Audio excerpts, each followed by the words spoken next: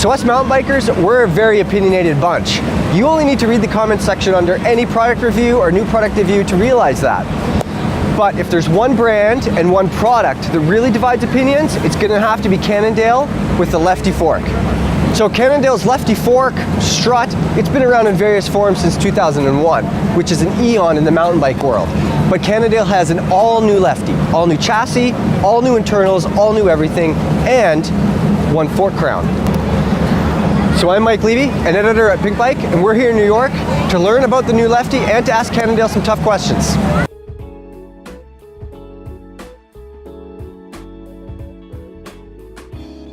This is the R&D shop, so this is for the engineering team. In the back of the shop is what we call the Brad room, or the suspension shop. I'm here with the Director of Suspension Technology Components, Jeremiah Bubar, and that's pretty convenient because we're also here with the new Lefty Ocho, which, as you can see, single side and one crown, which is a pretty big change for you guys. This is a brand new fork, but I've always wanted to ask you guys, why? I mean, the Lefty's been around now since 2000 or 2001, yeah, somewhere around there. Yeah.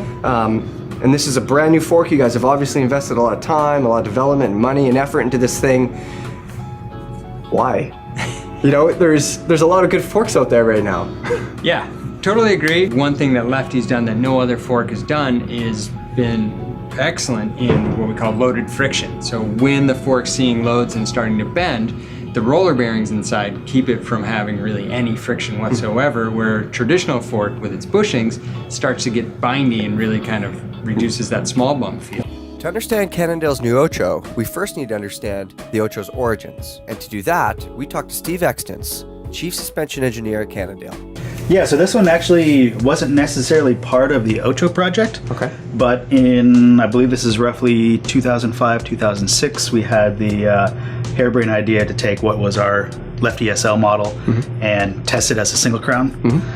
Cool part about this is we took a little bit of our crank technology and developed a two-piece bonded together hologram crown. It's an SI crown. It's an SI crown. Yeah, okay. So in the next fork, it kind of looks a lot like a regular Lefty, but what's special about it? Yeah, this was our, very incognito proof test of the three-sided bearing technology. So we actually took Lefty 2.0 forgings and remachined them and made some small adapter pieces to be able to run different seal packages to actually do some real-world life cycle testing of the three-sided bearing system. Okay, and it panned out. And panned out. We move on to this. So then the next step was to prove out the single crown idea. Yes. So we built some test mules.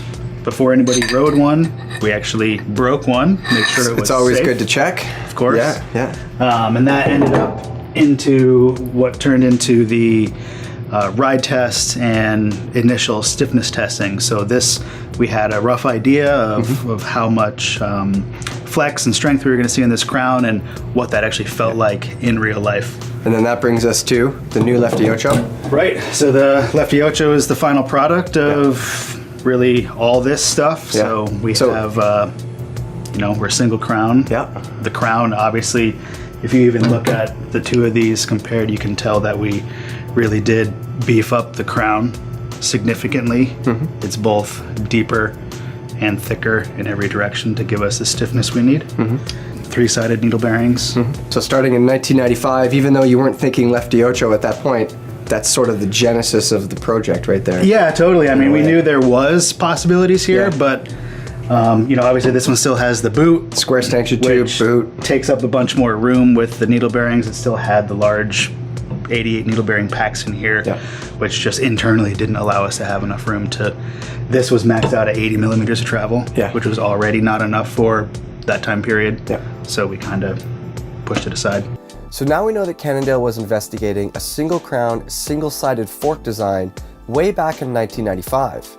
That's 23 years ago.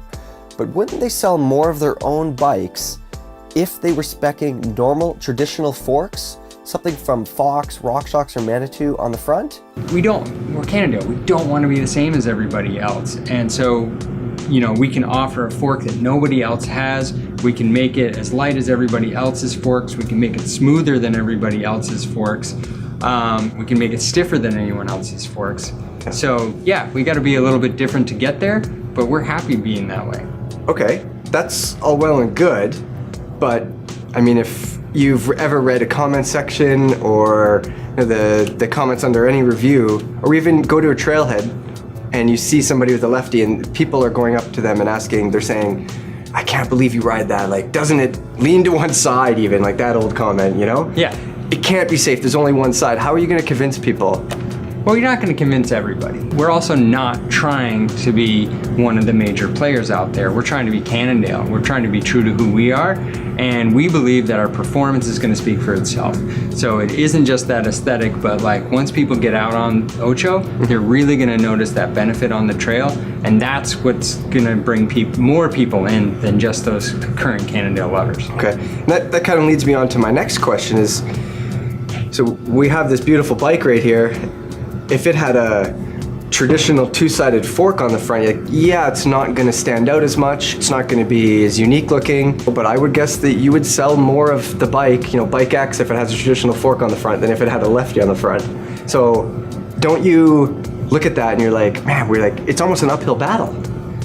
Sure, I mean, there's more stories to tell, right? Like, you got to go out there and maybe your friends are like, how does it even work? Like, where's the other side of your fork? Yeah. But again, it's, you take a super lightweight carbon hardtail and you could be the lightest one out there, but you put the same fork on there and it's like, there isn't really anything special.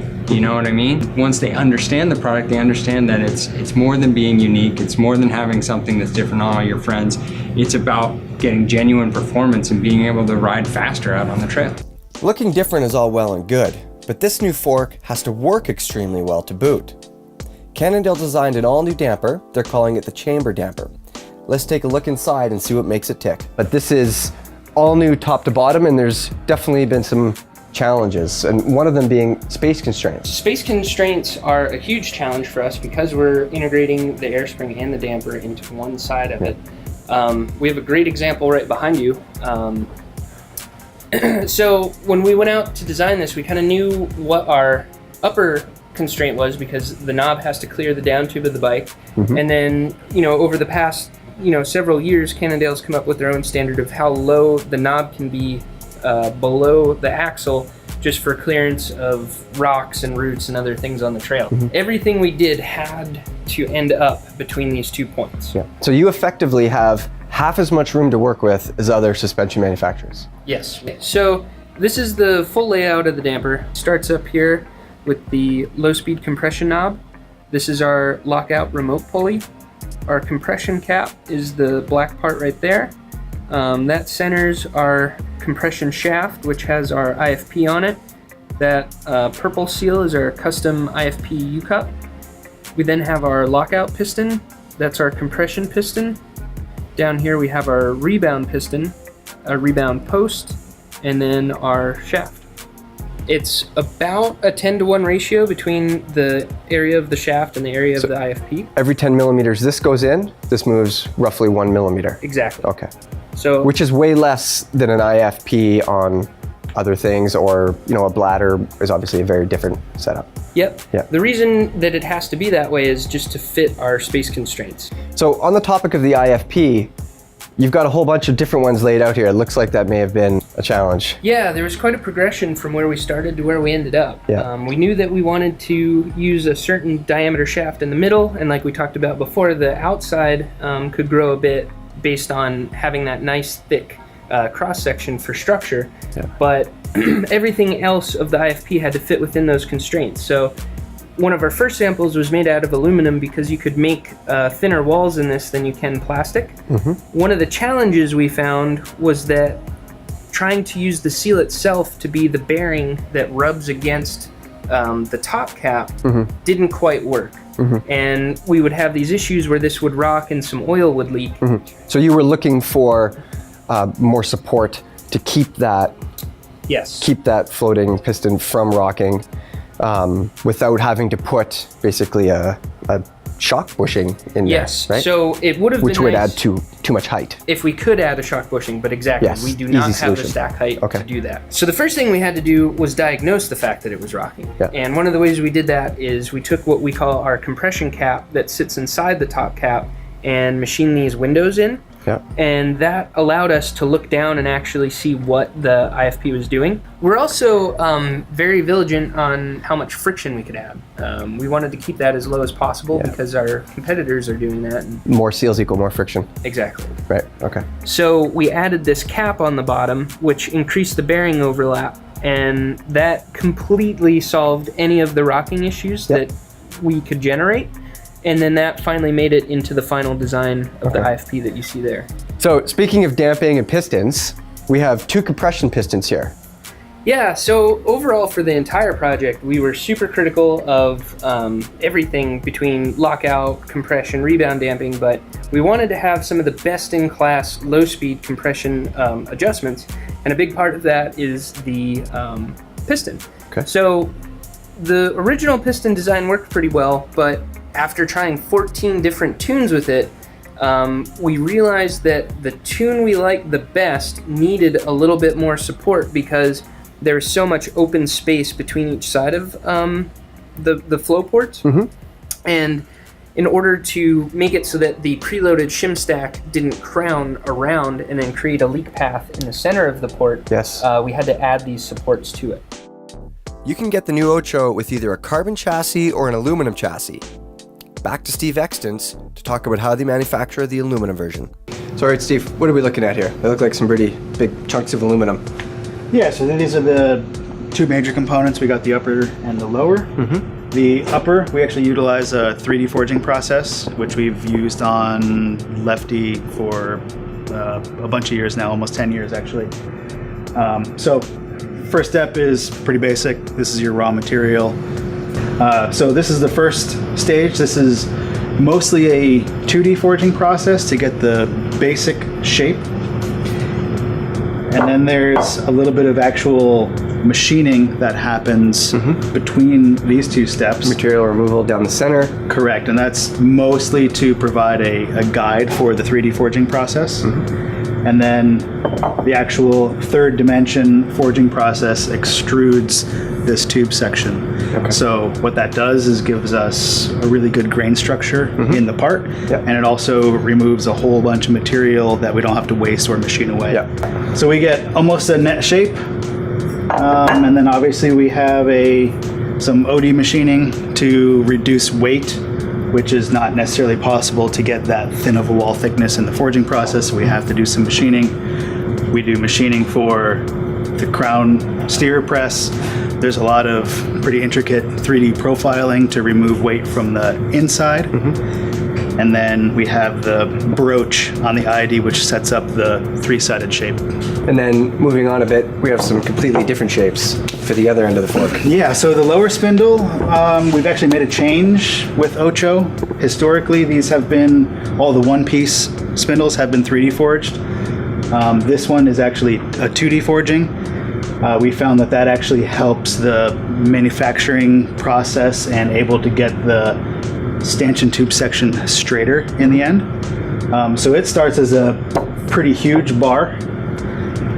The raw material is actually probably about that big or so, and then this thing is just kind of crushed and rolled to give it a rough shape. So we need a bunch of material at the bottom, which would become the axle, and then the upper section obviously is the stanchion. So this is the finished forging, and then a whole bunch of finished machining.